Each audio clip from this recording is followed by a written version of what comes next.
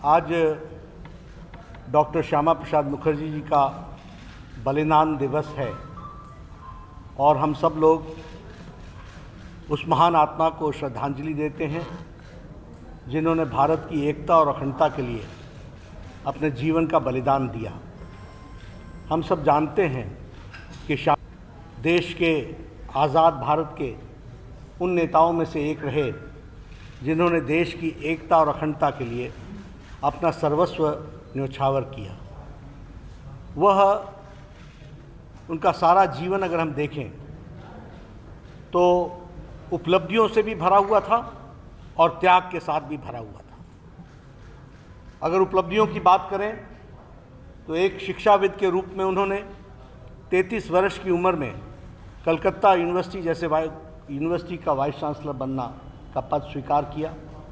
Senate में रहे, syndicate में रहे, वहाँ की विधान परिषद में रहे। बाद में वो यूनियन कैबिनेट के यहाँ सदस्य बने और बाद में वो उन्होंने भारतीय जनसंघ की स्थापना की। हम सब जानते हैं कि डॉक्टर श्यामा प्रसाद मुखर्जी का सारा जीवन, जब मैं कहता हूँ कि उपलब्धि और त्याग से भरा, से हम ये कहना चाहेंगे कि उन्होंने कभी भी अपने आप को पद के साथ नहीं जोड़ा। उन्होंने हमेशा विचार के साथ अपने आप को जोड़ा। वो कलकत्ता बंगाल विधानसभा के सदस्य रहे, उन्होंने वो पद छोड़ा। वो भारत के यूनियन कैबिनेट, प्रथम कैबिनेट के नेहरू जी के सदस्य थे, उन्होंने वह विचार के लिए छोड़ा और उन्होंने भारतीय जनसंघ की स्थापना की। हम ये भी जानते हैं कि उन्होंने जम्मू कश्मीर भारत का अभिन्न अंग बने, धारा 370 समाप्त हो, 35A निरस्त हो, इसके लिए उन्होंने उस समय आंदोलन चलाया था और कहा था एक विधान, एक प्रधान, एक संविधान। लेकिन हम सब जानते हैं कि जम्मू कश्मीर में एक अलग संविधान था, अलग प्रधान था और अलग निशान था। इसके खिलाफ उन्होंने लड़ाई लड़ी।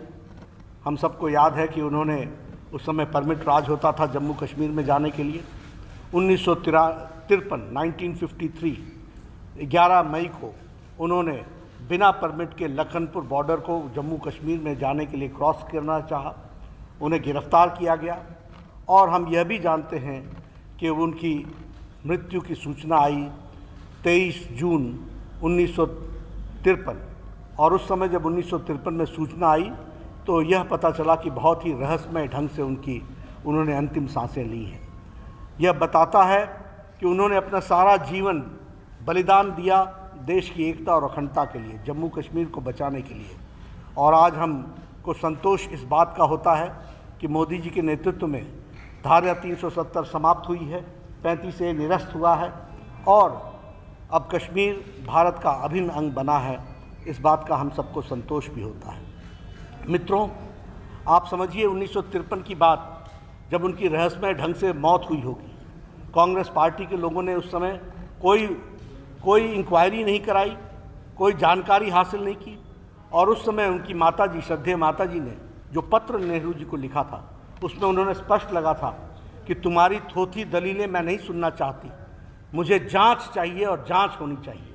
लेकिन कांग्रेस के लोगों ने उस समय उस बात को दबा दिया।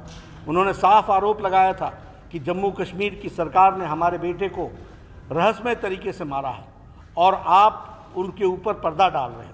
ये बात उनकी माता जी ने चिट्ठी में जवाहरलाल नेहरू को लिखी थी। लेकिन आज उनके कहे श्यामा प्रसाद मुखर्जी जी के जीवन से प्रेरणा लेकर के करोड़ों भारतीय जनता पार्टी के कार्यकर्ता देश की एकता और अखंडता के लिए तत्पर हैं और देश को मजबूत बनाने के लिए लगे हैं।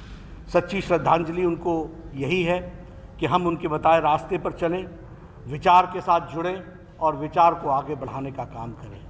आज जहां हम उनको याद करते हैं, वहीं करोड़ों कार्यकर्ता उनसे प्रेरणा लेकर के भारत को मजबूत बनाने में अग्रसर हैं। यही मैं कहना चाहूँगा।